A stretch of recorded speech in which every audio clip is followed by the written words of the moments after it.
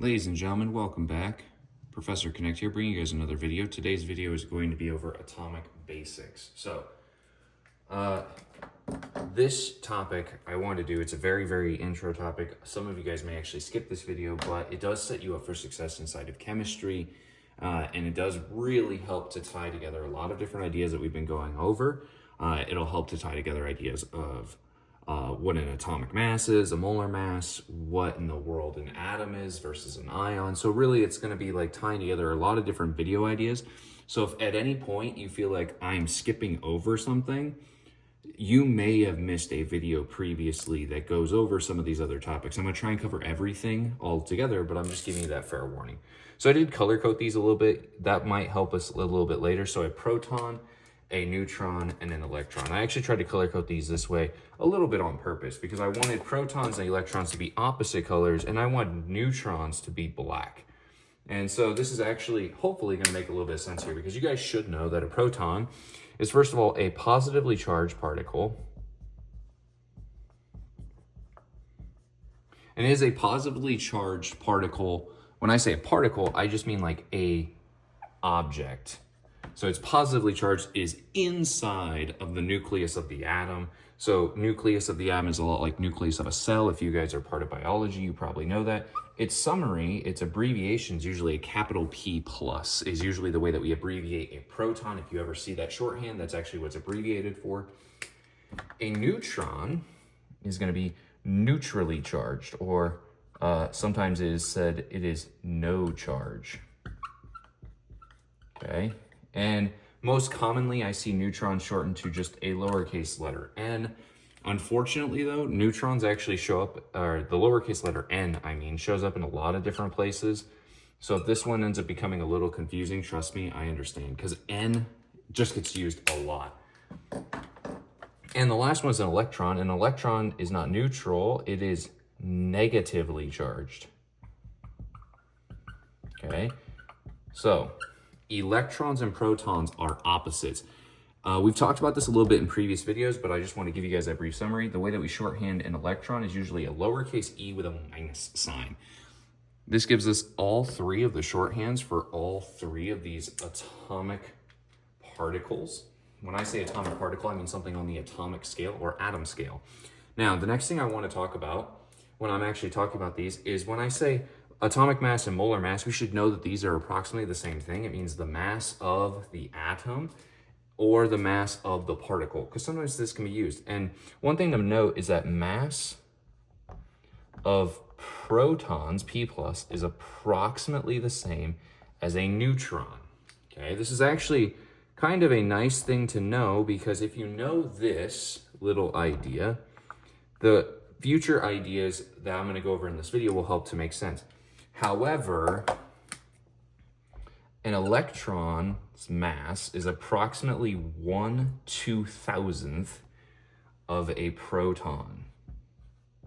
So this is where things get a little confusing. So it's 2,000 times smaller than a proton. That's approximately, it's closer to 1,800 times smaller, but it's easier just to say 2,000 times smaller. This is approximate. Now, what that means is that an electron is so small, it's not taken into account when I find molar mass, or atomic mass. So atomic mass does not use electrons. It just never does, it never will. It's just easier to kind of like put that in your mind right now. So what does atomic mass use? And this is actually something that I like going over with students because it really does help make connections. So whether I say atomic mass or molar mass, it doesn't matter, but mass of an atom is equal to protons, number of protons plus the number of neutrons. Okay, so this gives us a generalistic idea. Now, one thing about that is it means when you look at things like the periodic table, these numbers that you're going to be given for masses, if you have to solve for number of protons and neutrons, are probably going to be rounded. Because if I were to do carbon, its atomic number is 12, and we talked about what an atomic number is before. Its atomic mass is 12.001. Its atomic mass, or its molar mass, is that 12.001. So what does that mean?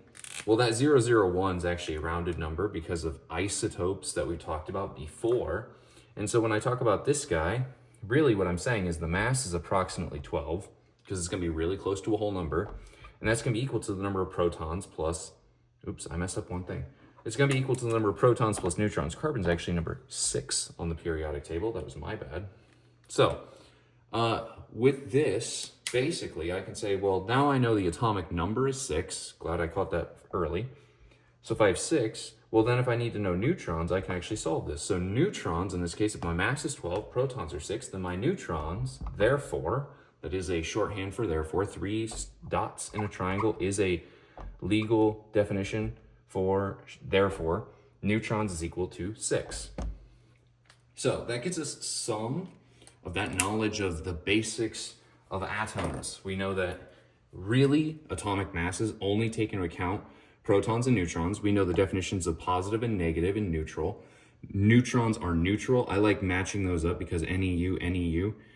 Electrons are negative. That's kind of the weird one. Protons positive. That one's pretty simple and straightforward. Now, one thing I do want to make sure I cover just in this video, because it is atomics basics, is that, remember, we said protons are inside the nucleus, so P plus is inside the middle, which actually it might just be easier if I color code these according to my color coding structure. So if I do, for example, carbon, and I have 6 protons, I'm going to have 6 dots. 1, 2, 3, 4, 5, 6. I'm going to have 6 neutrons. 1, 2, 3, 4, 5, 6. Obviously, this is not drawn to scale. And then around this guy, I'm going to have rings. And on those rings, I'm going to have my 6, if it's neutral, if neutral, meaning that protons are equal to electrons, if neutral. Therefore, electrons in this case will also equal 6, if carbon's neutral. So I might say 2 electrons will go on the first ring. This is a general rule of atomic structures, and so we'll talk about those general rules in a much later video. That's atomic theory, but I'm giving you the basics. The first ring will have 2. My second ring will hold 4. So I'm just kind of placing those guys around. If you're curious, doesn't matter how you place them. Currently, with your guys' knowledge that I've given you so far in these videos, no, it does not matter, but I always put them singly because I'm looking ahead, and this becomes important within atomic theory later. So I really do think that covers a lot of the basics. So I'm sure you guys are wondering, Professor Connect, so how in the world do I do this with decimals? So general thumb I always like to tell my students, and this usually works, especially in the introduction to chemistry. If you were at 0.9, I would just round up. If you were at 0.1 or lower, I would round down. Very few elements are going to fall in between those two that will be commonly used. Your teacher might make a specification otherwise. Some teachers might say 0.5 round up, which does make sense, but I'm just telling you, I tell my students this, and then I try to avoid certain elements. Like maybe I try to avoid chlorine, or if I do use chlorine, I use a very specific idea of chlorine, because I'll cover this real quick as well, because it does kind of match everything we talked about. Sometimes you might see something like this, and this helps teachers to clarify. If I want this version of carbon, if I want this isotope of carbon, I might say carbon 12, which means this 12 right here, if you see a number right after, this tells you the mass. So if I say carbon 13, then the only thing that changed is the mass. But we should know protons cannot change, so protons can't change. Electrons will always equal protons, but right now I don't have any charge, so I'm not writing any charges, which means the only thing that changed here was I gained 1 neutron.